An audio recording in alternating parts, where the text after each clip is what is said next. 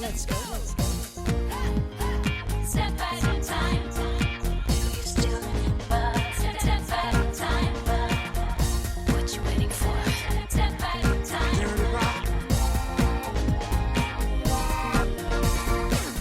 Bonjour à toutes et à tous, bienvenue dans ce nouvel épisode du Jour Pop. Je m'appelle Thibaut et aujourd'hui je vous emmène à la rencontre de l'artiste la plus sous-cotée de la pop francophone, Yael. 20 ans que Yael diffuse sa pop effrontée et mélancolique dans nos écouteurs. 20 ans aussi que le duo que forme son incarnation Julie avec Grand Marnier est en avance sur son temps. Leur secret, ne jamais chercher à être à la mode. Le plus important, être sincère et suivre son instinct. Et c'est à l'occasion de leur tournée anniversaire, célébrant leurs 20 ans de carrière, que j'ai pu rencontrer Julie en loge avant son concert au Transborder. Et autant vous le dire, j'étais comme un enfant. Mais avant toute chose, si vous aimez ce podcast et que vous souhaitez me soutenir, vous pouvez vous abonner sur la plateforme où vous m'écoutez en ce moment même, me laisser des étoiles et ou des commentaires, et en faire de même sur Instagram si ce n'est pas déjà fait. Allez, je vous laisse avec l'interview, bonne écoute. Step back in time. Bonjour Yael. Bonjour. Déjà, est-ce que je t'appelle Yael, est-ce que je t'appelle Julie ? Tu peux m'appeler Yael parce que on est en travail, on va dire. Voilà, parce que tu es l'incarnation de ce duo Ouais. que tu formes avec Grand Marnier depuis 20 ans. C'est ça, depuis 20 ans. Parce que c'est tout le sujet de notre rencontre, parce qu'on est actuellement dans les loges du Transborder à Lyon, où Ouais. tu joues ce soir Oui, pour cette tournée qui célèbre vos 20 ans de carrière en l'occurrence. exactement. On avait envie de faire un peu la fête avec les gens, de les retrouver à cette occasion. C'est vrai qu'au départ, on n'imaginait pas forcément faire une tournée. On se disait peut-être 1-2 dates, un show un peu spécial, mais pas forcément une tournée. Et en fait, on s'est rendu compte que les gens avaient quand même envie de nous voir. Donc Je confirme. Donc on s'est dit, faisons une petite tournée et allons faire un peu la fête avec les gens avant de se remettre au travail pour la suite. Là, il y a plusieurs dates qui sont passées, ça se passe comment ? Ça se passe bien, le rythme est soutenu et la dernière fois qu'on a fait une tournée, c'était en 2021 pour l'Air du Verseau, donc qui est sorti en 2020, mais voilà, avec Ouais. le Covid et tout ça, c'est beaucoup décalé. C'était une tournée à l'époque, j'étais enceinte, donc c'était une tournée qui était quand même fatigante parce que voilà, il fallait physiquement que j'assure. Maintenant, je suis mère et notre fils, il est avec nous. Oui, je l'ai Donc, croisé dans les loges là tout à l'heure. Donc c'est aussi très fatigant, n'est-ce pas, de tourner. Il y avait un sujet de pâte à modeler, j'ai Voilà, entendu. évidemment, tu sais, c'est toujours dans la valise que tu n'as pas avec toi, hein, Oui. qui est déjà à l'hôtel. Mais donc, non, en fait, c'est très chouette. C'est vraiment, vraiment très cool de tourner en famille. Mais par contre, c'est vrai que c'est fatigant. Et que déjà, le rythme de tournée, retrouver ce rythme-là, on fait un show qui dure 1h30, donc c'est physique. Il y a beaucoup de danse, c'est très intense. Et puis, moi, je suis contente de retrouver aussi les gens, donc de repasser du temps avec eux un peu après le concert, au merchandising, etc. Donc ça fait quand même des soirées à rallonge et puis les transports, tout ça, et puis voilà, et puis la vie quotidienne par-dessus. Donc, mais c'est cool. Je suis vraiment contente de le faire. Et moi, je suis extrêmement content de te rencontrer. Je suis un peu ému, je te dis, trop parce bien. qu'en fait, ça fait 20 ans que je te suis. C'est vrai. Oh Ouais. là là, génial. Depuis le tout début, Ouais. je t'ai vu de nombreuses fois sur scène. Ok. Et donc, j'ai pu faire beaucoup d'interviews d'artistes, heureusement, avec mon podcast. Ouais. Mais quand j'ai eu la confirmation que je pouvais te rencontrer, j'étais un peu ému Ah, trop bien. par rapport au mois de 2006 ou 2007 qui t'écoutait dans ma chambre d'ado et tout. Trop bien. Donc, merci. en tout Avec cas. plaisir. Ça me fait très plaisir. Donc mon podcast, il s'appelle Le Jour Pop. Ouais. Parce que j'ai un petit twist, c'est-à-dire qu'on va rebalayer ta carrière en date. Ok. Et j'ai une question rituelle avec tous mes invités. Ouais. Est-ce que tu as une bonne mémoire des dates ? Plutôt. Alors même si je suis pas à la date près, mais j'ai quand même les grandes lignes avec les périodes Ouais. voilà, en tête. Bon, je pense que ça va être plutôt simple. Je vais commencer avec une date.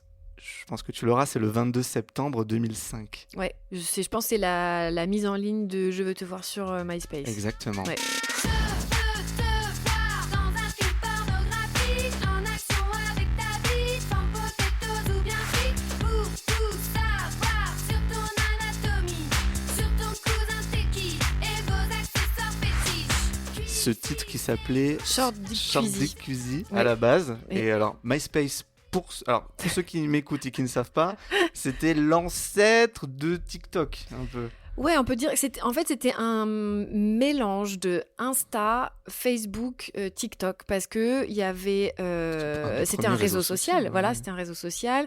On pouvait s'envoyer des messages avec les gens. On avait une sorte de liste d'amis, donc avec Ouais. qui on pouvait interagir. On pouvait s'abonner à des pages et surtout sur cette page, on avait un player, donc on pouvait diffuser de la musique. Il y avait beaucoup de groupes qui s'en servaient pour diffuser leur musique à l'époque.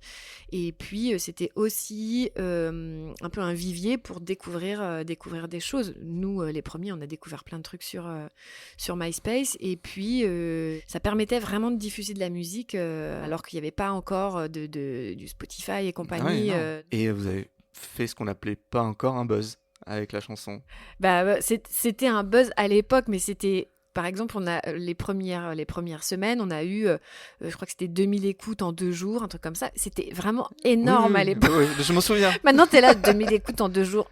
Je les ai pas en 2 minutes, j'ai floppé, ça va pas. Voilà, c'est ça. Mais c'est vrai que c'était assez fou de voir qu'il y a eu à ce moment-là une grosse explosion. Et surtout, il y a eu vite des gens qui nous ont contactés pour nous faire jouer, pour avoir le morceau, pour pouvoir le passer en soirée. Et on a été contactés aussi au bout de 2 semaines par un label qui a voulu nous Ah ouais. signer. Et d'autres, mais celui avec lequel on a signé, c'était au bout de 2 semaines. Je rappelle l'histoire, c'était un règlement de compte vis-à-vis d'une chanson de TTC. Oui, alors TTC, moi c'était un groupe que j'écoutais beaucoup, que j'allais Ouais. voir en concert et tout, et il y avait un morceau qui s'appelait Girlfriend, qui était un peu rentre dedans et tout, et on se disait, c'est marrant, il n'y a pas de meufs qui leur rentrent dedans, répondent, ouais. leur répondent, ou en tout cas qui vont sur le même registre. Donc on s'est dit, tiens, faisons un truc un peu marrant, un peu... pour nous, ça restait très... bon enfant, on est quand même, on y va, mais c'était un peu, on va aller sur le même registre que vous, Et vous leur aviez envoyé, c'est ça? et on leur a envoyé avant de le mettre en Oui. ligne. Ah, quand même, plutôt, Ah bah oui, on plutôt était, respectueux, oui, quoi. nous, on Ouais, était ouais. très, voilà, on se disait c'est drôle, c'est cool, donc on leur envoie, et ils étaient pas offusqués, quoi. Mais c'est après, je pense, quand ça a commencé à prendre un peu d'ampleur, que en effet les gens venaient leur chanter ça dans les oreilles, parce que ça a commencé à être désagréable. Oui, parce que ça a pris beaucoup Parce d'ampleur. qu'après ça a pris beaucoup d'ampleur. Même plus que la chanson j'allais dire Oui, originale. certainement, ouais. Ah oui, je te confirme. Je te confirme. Avec le recul, tu avais conscience déjà de faire une pop féministe? Je pense que je mettais pas ce mot-là à l'époque dessus, mais en tout cas, je me disais déjà que je faisais les choses comme j'avais envie de le faire, c'est-à-dire que je me mettais pas du tout de barrière de langage, de thématique, etc. Moi, j'étais hyper fan de Peaches, de M.I.A., donc c'était des artistes où je voyais qu'il y avait pas de filtre, quoi. C'était vraiment genre, j'ai envie de dire ça, je le dis, si j'ai envie de le dire comme ça, je le dis. Et donc moi, j'avais vraiment cette envie-là aussi, de pas me dire, bon, je vais pas dire ça parce que c'est un gros mot, ou pas dire ça parce Ouais. que c'est vulgaire, enfin, je sais pas quoi. J'avais envie de chanter comme je pouvais parler avec mes copines, justement. Mais je mettais pas ces mots-là, en effet, dessus à l'époque. Tu avais cette image un peu girl power. Ouais, complètement. 2 ans après, il y a eu ce duo avec Michael Youn par la maman. Ouais. FBI, fausse bonne idée. Je fais trop pitié, tu me saoules, vas-y par la maman. Si t'as pas compris, ça veut dire oublie-moi. C'est clair, je t'écoute pas, t'existes pas, donc vas-y par la maman. Si t'as pas compris, ça veut dire non merci. Comment ça s'est fait cette histoire? Eh ben, il a découvert Je veux te voir sur MySpace, comme plein de gens. Ou alors, je sais pas, quelqu'un lui a fait écouter, j'en sais rien. Mais en tout cas, il avait envie de faire un duo avec, dans cet état d'esprit, justement de girl power et d'incarner ce personnage de Christelle. Donc, il nous a envoyé le track. C'était déjà très ficelé. Donc, voilà, après, je suis allée enregistrer mes parties. Et puis, ça devait être au départ un titre sur son album, mais ça devait pas être un single. Ouais. Et en fait, quand il a sorti son album, le titre a été plébiscité, et notamment en radio.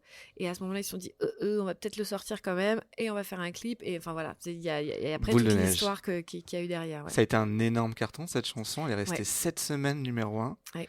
à l'automne 2007. Et au même moment, t'étais partout, puisqu'il y avait aussi le remix d'À cause des garçons, Oui.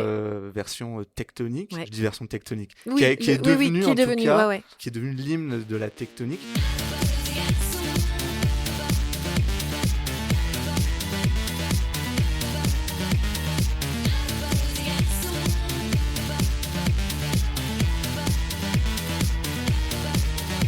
T'avais pas eu peur à un moment d'être enfermé dans cette image, Fatal Bazooka, tectonique? Alors en fait, nous, quand on a commencé à faire de la musique et que on a eu ce genre de proposition, en fait, on s'est jamais posé la question de où est-ce qu'on, enfin, comment dire, où est-ce qu'on va être. On C'était savait, au feeling un peu. ouais, en fait, on faisait les choses qu'on avait envie de faire, Mhm. qui nous plaisaient. Il fallait que musicalement ça nous plaise. À l'époque, en effet, le remix de Tepr sort sur le label Kitsune, qui est vraiment un label indé très chic. Ils ont une marque de vêtements, etc. Et on a ce truc qui est très mainstream à côté. Donc on fait vraiment le grand écart. Mais en fait, nous, on se pose pas la question parce que c'est pour nous, c'est naturel de Oui. faire ces deux-là parce qu'on vient aussi de là. C'est-à-dire qu'on vient d'un mélange de pop mainstream. Enfin, moi, j'écoutais, je sais pas, Madonna, Cyndi Lauper, Snoop Dogg, enfin voilà, et les Red Hot, enfin, tu vois, pour faire très très large. Et en même temps, des choses peut-être plus pointues, voilà, et puis dans des styles aussi très différents. Et donc, pour moi, ça, c'était juste le reflet de ce que j'étais profondément, en fait, une espèce de mélange de plein de choses. Donc, nous, on s'est pas posé la question. C'est vrai qu'après, ça a été peut-être mal compris. Oui. C'est-à-dire qu'on s'est dit, les gens n'arrivaient pas à savoir, mais c'est qui cette meuf et pourquoi elle fait ça et pourquoi elle fait ça. Et peut-être que les Gébrans se disaient, mais attends, mais en fait, elle fait un truc avec Fatal Bazooka. Et les gens du grand public se disent, mais qui est-elle? Parce que en fait, quand on va dans ces concerts, elle le fait pas ce morceau. Il y a le remix de Tecto et puis on connaît pas les autres. Enfin, je pense que ça a peut-être brouillé un peu les pistes. Mais franchement, nous, on s'est pas du tout posé la question. On faisait les choses très spontanément et on continue de le faire comme ça, en fait. Ça m'amène à une autre thématique Ouais. avec une autre date qui est le 26 avril 2008. 26 avril 2008, c'est peut-être le premier Coachella? Exactement. T'es super forte, hein. T'as été la première artiste française, femme, à être programmée à Coachella. Mm. C'est la classe quand même, Ouais, c'est cool. franchement. C'est cool. Alors après, C'était pas aussi gros à l'époque, peut-être, que alors ça l'est aujourd'hui. c'était déjà gros, mais c'était quand même un festival très américain avec des grosses têtes d'affiches anglaises, etc. Il y avait des Français, des groupes français qui venaient, mais c'était soit des groupes qui chantaient en anglais. C'était Daft Punk, Voilà, c'était Air, Daft Punk, Phoenix, exactement, etc. exactement. Mais c'était des groupes qui chantaient en anglais. Je me rappelle que l'année où on était programmé, il devait y avoir les Plasticines aussi, qui étaient un groupe parisien, mais qui chantaient en anglais aussi. En effet, on était les premiers à chanter Aussi en en langue français. française, ouais. Voilà. C'était c'était une super date. C'était vraiment incroyable. C'était en plus, on jouait sous une des 3 tentes, donc, parce que tu as les 2 scènes ouvertes et 3 tentes. Donc, on était sur une des 3 et on jouait à 7h, 7h30, un truc comme ça. Donc, c'est le moment parfait, c'est-à-dire qu'il fait moins chaud, parce que on est dans le désert, donc il fait vraiment très très chaud la journée. Là, la température commence à baisser, on avait le soleil qui se couchait dans les palmiers, donc il y avait une ambiance particulière. Et nous, on était remontés comme des pendules, donc on voulait vraiment, faire un show, patate, et ça a super bien marché. Et c'était trop cool. C'est aussi une grande partie de votre carrière, ce succès à l'international. Comment c'est né? Comment tu te retrouves à être programmé non seulement à Coachella, mais à tourner aussi, faire des vraies tournées à l'étranger? Alors en fait, nous on a fait vraiment le parcours progressif, c'est-à-dire que on a commencé, donc on a joué beaucoup en France dans des clubs, mais très rapidement aussi à l'étranger, mais en Europe, notamment en Scandinavie et en Australie tout de suite. Alors, je ne sais pas. Je pense que les Australiens sont assez précurseurs, ils sont assez attentifs à ce qui se fait, notamment en Europe, et ils programment très vite des choses. Et en fait, les Américains regardent aussi ce qui se passe de ce côté-là. Donc, on a joué à Parklife, qui est un gros festival australien. Et quand on est rentré, on nous a proposé de jouer au Canada. Donc là, on est allé jouer au Canada. Et au Canada est venu nous voir un tourneur américain d'origine allemande. C'est très important. C'est toujours notre tourneur d'ailleurs, hein, Christian. C'est très important parce qu'il a cette sensibilité pour les groupes européens. Ok. Et en fait, donc il vient nous voir à Montréal, il kiffe le show et il nous dit on va essayer de monter une petite tournée aux États-Unis. Donc on est revenu jouer à New York. Donc on a joué dans un club dont j'ai oublié le nom, mais qui était un club mythique qui a fermé pas si longtemps après. Et c'était un show qui était vraiment hyper important parce qu'il y avait des programmateurs qui étaient là. D'accord. Et ce show-là a fait Boule de neige. voilà, a fait encore. boule de neige. On a joué à Coachella et autour de Coachella, on avait une quinzaine de dates. Et puis pareil, il y a à Coachella beaucoup de programmateurs d'Amérique latine. Donc ensuite, ça déclenche des choses en Amérique latine aussi. Quand tu joues, tu sais qu'il y a des programmateurs Franchement, qui... non, t'es tu du le sais tout dans pas. cette, Tu optique-là, joues ouais. pour les gens qui sont là, mais tu sais pas. Alors après, si une fois le concert passé, notre tourneur nous dit il y avait un tel qui était là, il a bien kiffé, voilà. Mais ça veut pas dire qu'il va te programmer automatiquement. Mais en effet, si ça plaît, ça déclenche des choses. Qui est cette fille dont tu rêves tant? Qui est cette fille dont tu es l'amant? Mais qui est-elle? Elle porte mes vêtements. Il y a un autre aspect de votre carrière que je trouve très intéressant, c'est que vous êtes très vite entouré de gens qui sont devenus majeurs dans la pop. Mm. Tu as collaboré avec Robin, Katy Perry dès Mm. 2009, Woodkid qui a tourné son premier clip avec vous, Ouais. c'était Ce Jeu Ouais. en 2008, Madeon qui a remixé un de tes sons juste avant de bosser avec Lady Gaga, Ouais. et puis à 10 ans, tu as bossé avec AJ Cook et Sophie qui vont définir le son de l'hyper-pop de Charli XCX aujourd'hui. Ouais. Comment on est cool comme ça? Franchement, je crois qu'on aime les gens. Vraiment, c'est hyper important pour nous de travailler avec des gens qui nous touchent et qui nous inspirent, tout simplement. Et voilà, après, je n'ai aucune idée de comment ça se passe voilà, dans l'idée, mais je pense qu'il y a vraiment un truc de... Enfin, pour nous, c'est important de sentir les gens, de le faire de manière naturelle et puis justement sans calcul. Et puis, mais peut-être qu'en effet, on se dit qu'on sent que ces gens ont du talent. Enfin, tu vois, on se dit, c'est cool quand même ce que fait cette personne et j'espère que ça sera cool pour elle. Donc après, voilà, il y a eu des rencontres en effet importantes, ouais. Tu vois, même en échangeant avec toi, même en te suivant, en vous suivant depuis 20 ans, tout ce que tu dis, je l'ai senti, c'est-à-dire quelque chose de pas calculé en fait finalement dans votre démarche, beaucoup dans le feeling, beaucoup Ouais. dans se faire plaisir aussi Ouais, et ouais. être cohérent et sincère avec soi-même. Ouais. Et c'est aussi certainement pour ça qu'on est lent, entre guillemets. C'est-à-dire qu'on sait qu'on met du temps entre chaque album et des fois, les C'est gens ce sont que là, j'allais te demander, c'est oui. trop long, on en a marre d'attendre. Donc, on sort des titres quand les titres seront prêts parce qu'on a envie quand même qu'il se passe des choses. Mais ce qu'on a fait, par exemple, avec avec Ici et Maintenant, Roméo, enfin, tous ces titres-là, entre Complètement Fou et L'air du Verseau. Mais en même temps, on n'a pas envie de... Comment dire, c'est pas de se forcer, mais en tout cas de précipiter les choses. On aime bien sentir quand c'est le bon moment, et des fois c'est pas le moment. Et c'est aussi pour ça qu'on prend le temps, parce qu'il y a des morceaux qui demandent ce temps de maturation.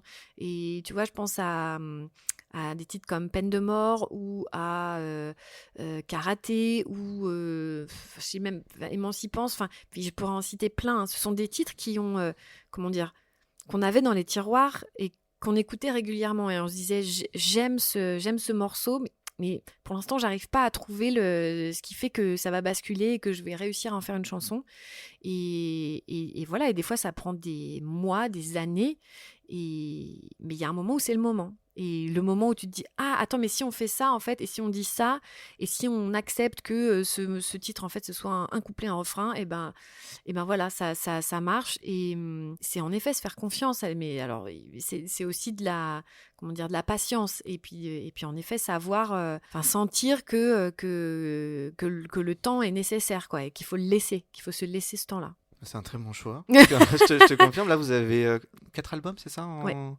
en 20 ans de carrière. Oui. Ça peut sembler peu. Oui.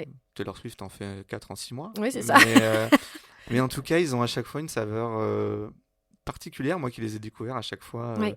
au moment de leur sortie. Et on sent l'évolution. Mm. On sent aussi qu'on grandit aussi avec, Ouais, avec vous. complètement. Donc c'est une histoire en tout cas qui se Mm. construit. Et c'est toujours un bonheur de vous retrouver en tout cas. Bah, c'est gentil. C'est sincère. La semaine dernière, j'ai rencontré Kalika. Oui, j'ai vu ça. Ah Et elle m'a beaucoup parlé de toi, évidemment. Notamment que tu avais été une sorte de bonne fée, en tout cas, ou de marraine dans son parcours de soutien, on va dire, plutôt. Bah, en tout cas, c'est vrai que quand on nous avait proposé à l'époque qu'elle fasse nos premières parties, on s'est dit ouais, c'est vraiment très cool parce qu'elle a on sentait déjà qu'elle avait cette énergie, qu'elle avait cette envie de faire des choses, de proposer des choses avec avec un univers, avec des bonnes chansons. Et c'est vrai quand on nous l'a proposé en première partie, on s'est dit bah ouais, il y a un vraiment bon match quoi. C'est vraiment vraiment cool, on s'est tout de suite bien entendu. Et puis c'est vrai que sur la route, c'était facile, c'était vraiment cool. Et puis après, elle nous a proposé de faire ce titre Les Glaçons avec elle. Et c'était très très chouette, c'était une super expérience. Et c'est un titre que j'aime beaucoup et que je suis toujours contente d'entendre et de voir vivre, je sais pas, notamment les drag shows. Je trouve ça trop cool que les duos s'en soient emparés. Tu dis même, je suis sa mère à quelqu'un Ouais, dans la chanson. ouais. Et en fait, je me suis demandé, est-ce que toi, t'avais eu des bonnes fées, en tout cas des gens qui t'avaient soutenu, notamment des artistes féminines quand t'avais commencé. Je pense qu'il y en a eu, par exemple, en effet, avoir une Katy Perry qui te prend en première partie sur une tournée anglaise. Enfin, je me rappelle qu'à l'époque, en fait, elle nous avait demandé vraiment en direct. Alors, c'était sur quoi à l'époque? Sur Twitter. Sur Twitter, elle nous avait envoyé un message genre, vous voulez pas faire ma première partie? On avait dit bah ouais, carrément. C'était le California Girls Tour. Girls Tour. Donc ça se lance et en fait, quand tu fais la première partie, t'es vraiment payé au ras des pâquerettes. Enfin, tu vois, ça c'est pas toujours simple. Et en fait là, économiquement, c'était compliqué. On pouvait pas faire la tournée en Angleterre parce que ça nous coûtait coûtait de l'argent. Coûtait plus d'argent. Ouais. Et en fait, on lui a envoyé un message en lui disant on adorerait, mais en fait, on ne peut pas le faire à ce tarif-là. C'est pour que ce soit viable et qu'on soit à zéro, il faut que ce soit tant. Et en fait, elle a envoyé un message à son agent en disant vous remontez le cachet pour qu'ils puissent faire le truc. Donc les agents entre eux, ils étaient hyper fâchés parce que nous, on se parlait en direct.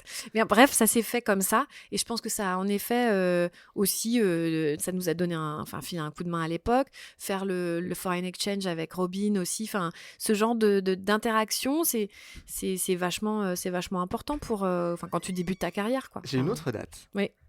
Beaucoup plus récente, c'est le 28 avril 2020. C'est la sortie de Je t'aime encore. T'es trop forte. T'es vraiment trop forte. J'adore cette chanson. C'est vraiment une lettre d'amour à ton public et même à la France. Ouais. Je t'aime encore, je t'aime encore, je t'aime encore. Je t'aime encore, je t'aime encore. Je t'aime encore, je t'aime encore, je t'aime encore. Tu t'es senti mal considérée des fois en France? Je pense qu'on s'est senti un peu pas incompris dans notre pays. Et c'est vrai que aussi, peut-être qu'à ce moment-là, on a choisi de privilégier aussi le public américain parce là-bas, on nous disait venez. Donc, on y est allé en fait. Mais bon, voilà, je crois que c'est pas tellement grave. Ça fait partie de notre histoire justement avec la France, avec le public français. Et malgré tout, en fait, il y a quand même plein de gens qui nous ont toujours suivis, qui ont cette fidélité, ou qui nous ont lâché un moment et qui ont récupéré le wagon. Et en fait, tant mieux, j'ai l'impression que ça fait partie de notre histoire, d'avoir de cette peut-être croisée où il y a eu des rendez-vous manqués à des périodes. Mais en fait, c'est pas très important. Ce qui est important, c'est de se dire que voilà, aujourd'hui, on fait une tournée des 20 ans et que en effet, les gens sont au rendez-vous et que c'est complet. Donc c'est trop bien. Vous êtes totalement indépendant aujourd'hui. Oui. Ça fait combien de temps que vous n'avez plus de maison de disques? Alors, on a créé notre label en 2009, mais on a fait une licence, par exemple, pour Safari Disco Club. On avait signé chez Sony US pour Complètement Fou. Et par exemple, L'Art du Verso est complètement autoproduit. Ça change quoi? Ça change que tu te rends peut-être plus compte du coût des choses et de l'investissement qu'il y a derrière et aussi d'avoir la main sur tout, en fait. Oui. de tout décider. Je veux dire, on a toujours eu la main sur notre direction artistique, etc. Mais il y a des choses qui, je pense, nous échappaient au départ. Et aujourd'hui, plus. Voilà. Et d'être propriétaire de Oui, votre, aussi, de oui. votre De musique, notre musique, etc. exactement. Oui, ça c'est Ouais. une grande liberté, c'est-à-dire Et- qu'on ne vous demande pas de... Il faut faire un album tous les Ouais. ans, etc. Ouais. quoi. Exactement. Le temps file. Oui. J'avais quand même une dernière question. Si tu pouvais parler à la Yel de 2005, Ouais. tu lui dirais quoi? Je lui dirais juste de s'armer un peu plus, justement par rapport aux questions de féministes, etc. Aux questions féministes, parce que je pense que je me suis fait beaucoup marcher dessus, ou tu vois, dans les interviews, notamment à la télé, etc. Ouais. Parce que je pense que j'étais pas armée, j'avais pas justement je sais pas, de chiffres tout simplement à balancer aux gens, ou en tout cas d'avoir cette assurance peut-être pour me défendre entre guillemets, etc. Être un peu plus armée, ouais, pour pouvoir être complètement à l'aise. Moi, je débutais, j'étais timide, et en même temps j'avais des choses à dire, mais j'avais cette retenue un peu qui faisait que ouais, c'était parfois un peu compliqué. Et puis quand t'es pas habitué à faire ça, à cet exercice-là, il peut être un peu compliqué. Donc, je lui dirais juste ça. Mais pour le reste, je regrette rien, et j'ai fait tout ce que j'avais envie de faire. On s'envoie en l'air. On s'envoie en l'air sur les cœurs de pierre. On s'envoie en l'air. On s'envoie en l'air sur les cœurs de pierre. On s'envoie en l'air. On s'envoie en l'air sur les cœurs de pierre. On s'envoie en l'air. On s'envoie en l'air sur les cœurs de pierre. Est-ce que tu m'autorises de faire un petit jeu Oui, en 1 minute? vas-y. T'as 20 ans de carrière, Ouais. 20 ans de chansons, et j'aimerais savoir quelle est ta chanson préférée.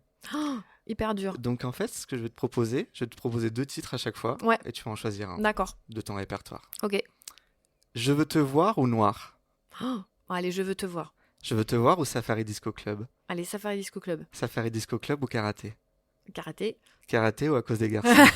Karaté. Karaté ou Complètement fou? Complètement fou. Complètement fou ou Bassin?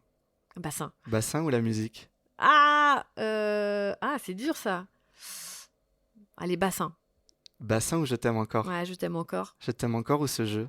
Je t'aime encore. Je t'aime encore ou Comme un enfant? Je t'aime encore. Je t'aime encore ou Que veux-tu? Ah, c'est hyper dur. Allez, non, je t'aime encore. Je t'aime encore ou Moteur Action? Je t'aime encore. Je t'aime encore ou Top Fan? Ah, je t'aime encore. Je t'aime encore ou On s'envoie en l'air? Ah Je vais dire je t'aime encore parce que j'ai l'impression que finalement c'est celle qui raconte un peu tout là. Ouais. Et peut-être qu'il y en aura une autre un jour qui racontera autre chose et qui prendra le dessus. Mais je dirais je t'aime encore, finalement celle qui gagne. J'ai pas cité ma préférée, C'est laquelle? c'est S'éteint le soleil. Ah, J'adore cette chanson. trop bien. J'adore Safari Disco Club. Voilà, c'est cool.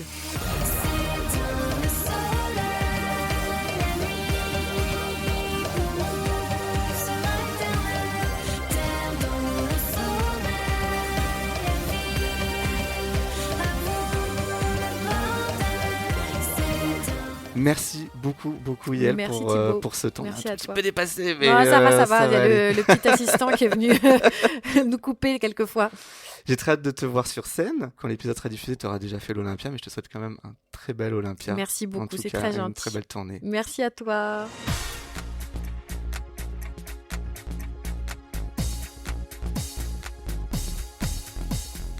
C'était le jour pop, épisode 78, en compagnie de la seule et unique Yael. Un grand merci à elle pour son temps et sa gentillesse. J'espère que cet épisode vous a plu. Si c'est le cas, n'hésitez pas à me faire vos retours, que ce soit en commentaire sur la plateforme où vous m'écoutez ou sur Insta @lejourpop. Et puis abonnez-vous, comme ça vous serez au courant de tous les nouveaux épisodes et de tous les contenus pop que je peux faire. Merci à nouveau pour votre fidélité. Moi je vous donne rendez-vous très vite pour un prochain jour pop. D'ici là, prenez soin de vous et moi je vous dis à bientôt.